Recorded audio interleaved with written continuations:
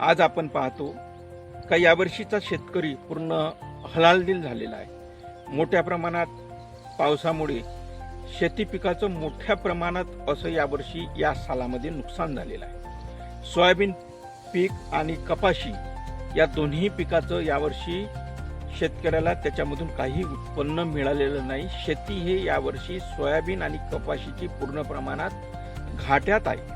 अशी अवस्था शेतकऱ्याची आर्थिक बाजू फार मोठी यामुळे कमजोर झालेली आहे। त्यात शेतकऱ्याचं नुकसान झालेलं आहे। आता सध्या अशा अवस्थेमध्ये तूर आहे। तूर हे पीक सध्या आहे, पाऊस आलेला आहे आणि तुरीचं पीक सुद्धा यावर्षी अनेक शेतामधलं गेलेलं आहे, कारण की पाऊस जास्त झाल्यामुळे त्या शेतामधली तूर आधीच चढलेली आहे, ती खराब झालेली आहे आणि ती शेतामधून पूर्ण नष्ट झालेली आहे। त्यामुळे काही शेतामध्ये तूर आहे, काही शेतामध्ये कुठल्याच प्रकारचं तुरीचं पीक आपल्याला दिसत नाही, ते आधी खराब झालेलं आहे।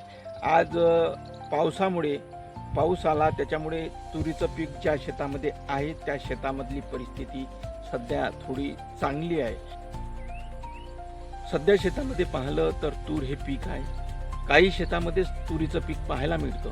पावसाळ्यातनी जास्त पाऊस झाल्यामुळे तूर हे पीक शेतामधून नष्ट झालेलं आहे। जास्त पावसामुळे ते पीक शेतामध्ये राहिलेलं नाही आहे। आज जर पाहिलं तर ज्या शेतामध्ये तुरीचं पीक आहे अशा शेतामध्ये सध्या तूर पाऊस आला ते सुद्धा त्या तुरीच्या पिकाला पोषक झाला आणि तुरीचं पीक सध्या चांगल्या अवस्थेमध्ये फुला बहाराने बहरून दिसत आहे। तुरीसाठी भरपूर प्रमाणात कीटकनाशक फवारणी अशी चांगली त्या तुरीची निगा राखलेली आहे, चांगली तिची सोय केलेली आहे। त्यामुळे सध्या शेतामध्ये तुरीचं पीक हे चांगल्या प्रमाणात आपल्याला पाहायला मिळतं।